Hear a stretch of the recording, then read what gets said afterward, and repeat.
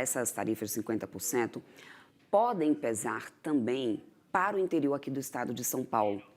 E para entender melhor sobre isso, eu chamo agora o presidente da FAESP, o Tirso Meirelles, que já está aqui comigo. Muito bom dia, presidente. Obrigado por estar aqui, né, por dar um pouquinho do seu tempo para a gente falar também sobre um assunto tão importante. Bom dia. Bom dia, Débora, e todos os telespectadores.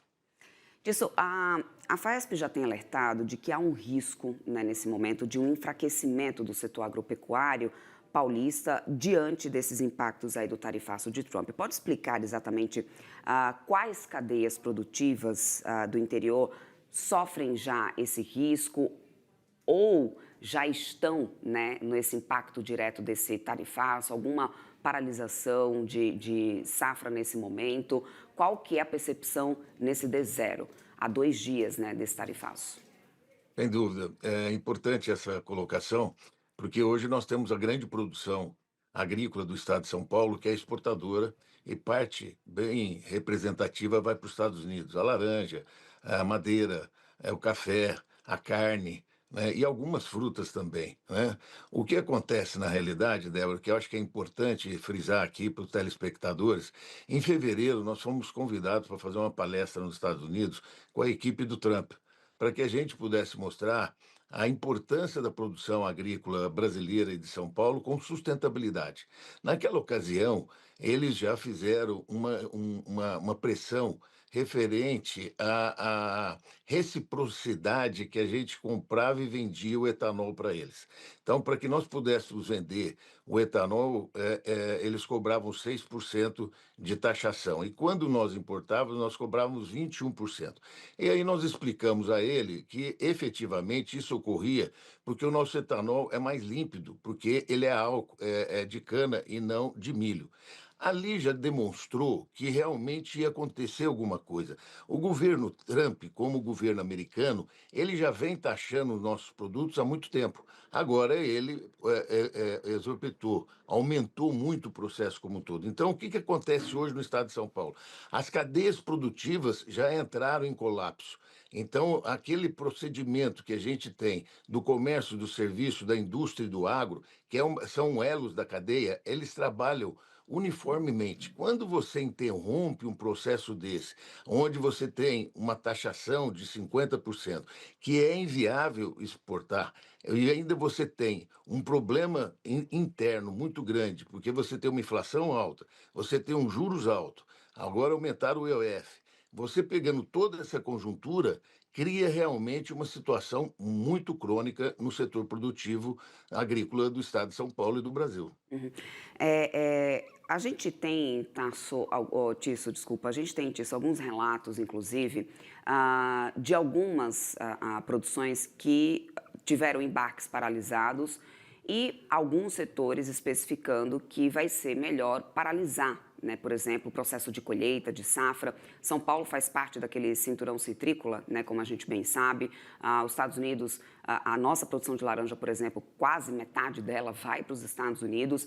E no setor de laranja especificamente, a gente teve já algumas menções em relação a isso, né? Diante do custo que ficaria inviável continuar com a retirada dessa safra. Essa situação já está em execução, ou seja, a gente já tem produtores paralisando as atividades para poder tentar evitar um custo, um prejuízo, na verdade, maior disso. Como que a gente tem essa percepção nesse momento? Qual que é o retrato nesse momento? Débora, é importante a gente falar para os nossos telespectadores a grande concepção diferente, o americano do Brasil. Nos Estados Unidos, a indústria são industriais. Quem é produtor é produtor. Aqui no Brasil, você tem um problema seríssimo. A indústria de laranja, 90% da laranja é do industrial. A cana-de-açúcar, 70% é das usinas. Então, a carne, 80% praticamente, 75% é do dono do frigorífico. Então, essas cadeias maiores, elas vão fazer triangulação. elas vão fazer um drawback, por exemplo, pegar o Uruguai, pegar um outro país, é uma área onde que você leva esse produto, não pode comercializar naquele país, e você automaticamente faz a mudança de embalagem e vende onde você quiser. Então, esse pessoal vai diminuir a rentabilidade deles e isso vai cair em cima do produtor. Então, no caso específico nosso, as frutas não tem como, elas são perenes, então é uma perda imediata.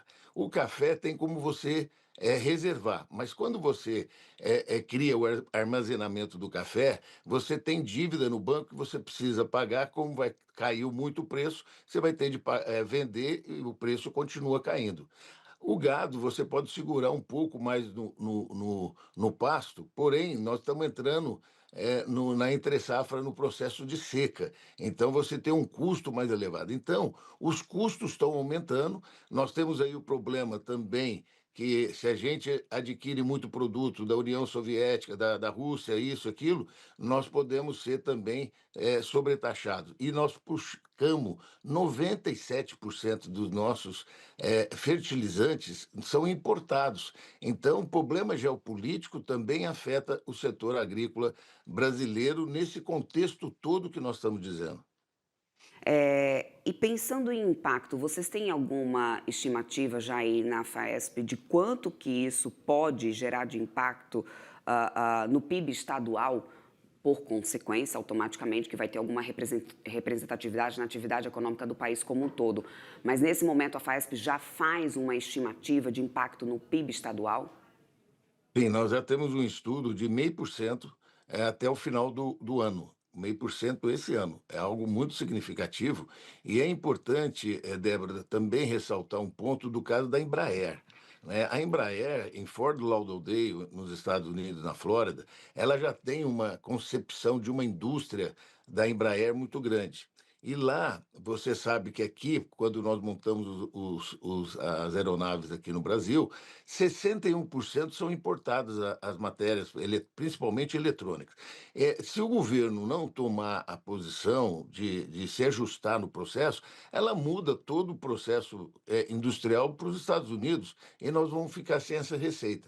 O que acontece na realidade que nós perdemos a diplomacia do Brasil, né? Desde fevereiro estava acontecendo fatos novos.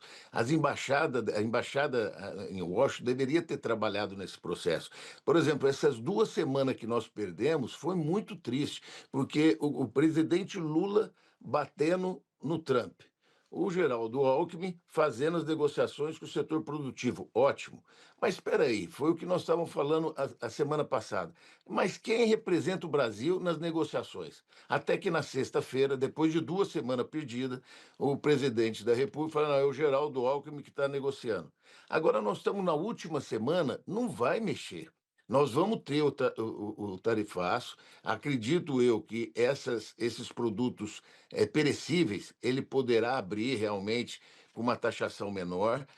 Você teria, por exemplo, os produtos que eles dizem que não produzem lá, também abaixaria. Isso eu acredito que poderá ocorrer para não desestruturar o emprego e a cadeia produtiva aqui no país, principalmente no estado de São Paulo.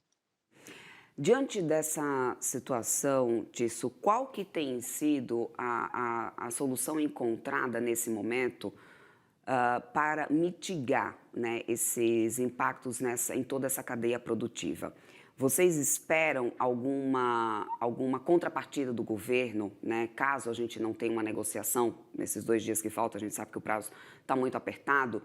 Há algum diálogo nesse momento com o governo, nessa expectativa de algum tipo de conduta ou de medida que venha realmente a tentar mitigar esses impactos? Eu te pergunto isso porque, do outro lado, a gente já tem um governo dizendo, ou pelo menos o Ministério da Fazenda confirmando, que um cardápio de possibilidades, né, de medidas para poder tentar aliviar esse impacto no setor produtivo já foi entregue ao presidente Lula, que precisa determinar qual que seria, né, esse auxílio nesse momento. Vocês É muito foram bem. procurados de alguma forma disso? Como que tem sido esse diálogo? Débora, muito bem colocado. Eu vi aí que o ministro da Fazenda dizendo preocupado com as empresas. Se ele tivesse preocupado com as empresas, não teria aumentado o IOF, né? É onde já se viu aumentar mais imposto no nosso país, né? Isso vai chegar aí praticamente a 36% de imposto no nosso produto interno bruto, né? O que acontece? Nós temos hoje um mediador, uma pessoa que nós tem uma relação, que foram aquelas pessoas que tiveram conosco em fevereiro, que é do grupo do Trump, quando nós fizemos uma palestra da sustentabilidade da agricultura, tem uma pessoa já trabalhando esse processo como um todo, que eu acredito, Débora, que o que, que vai acontecer? Vai ocorrer os 50%. Eu acredito que o governador Tarcísio já nos informou que vai liberar o crédito do ICM que tem hoje essas empresas, esses produtores, para que eles possam ter fôlego financeiro para honrar esse período aí de transição. O governo do estado, como o governo federal, também está liberando um recurso com juros menor para que possa fazer. O governo federal tem um recurso menor porque ele não fez a lição de casa dele sobre o aspecto do arcabouço fiscal. Com isso, aumentou muito a despesa. Então, você pega o Plano Safra para a agricultura agora, ele ficou praticamente intransigente você adquirir o crédito. Você vai falar assim, por quê? A taxa de juros está muito elevada. O produtor rural não vai conseguir pagar, então não adianta pegar dinheiro. Você entendeu? Então, existe uma complexidade macroeconômica no país que nós não fizemos a nossa lição de casa, com a inflação, conforme nós falamos, com os juros elevados. Então, precisa do governo começar a fazer a lição de casa, como o americano fez. O americano cortou na carne dele as despesas operacionais dele, e esse tarifaço, Débora, tudo está acontecendo por causa do déficit público dele. O déficit público americano chega a 80% do produto interno bruto dele, que são 34 trilhões de dólares. Se você pegar a Índia, se você pegar a China, você pegar a Alemanha, França e Japão, a somatória desses países todos dá o produto interno bruto do americano. Então, o que que ele está fazendo? Ele está jogando, hoje ele tem um superávit, parece que 200 bilhões de dólares só de ganho sobre tarifação no mundo, ele está resolvendo o problema dele. Então, nós temos de resolver o nosso problema, nós precisamos fazer um projeto Brasil, nós temos de olhar para frente. Por exemplo, o nosso plano safra é anual, tem de ser dezenal, igual ao americano. Nós não temos seguro. O seguro americano é 97% das propriedades rurais, no Brasil representa 5%. Então, nós precisamos aproveitar esse momento, com todas essas dificuldades, começar a ver o país de longo prazo.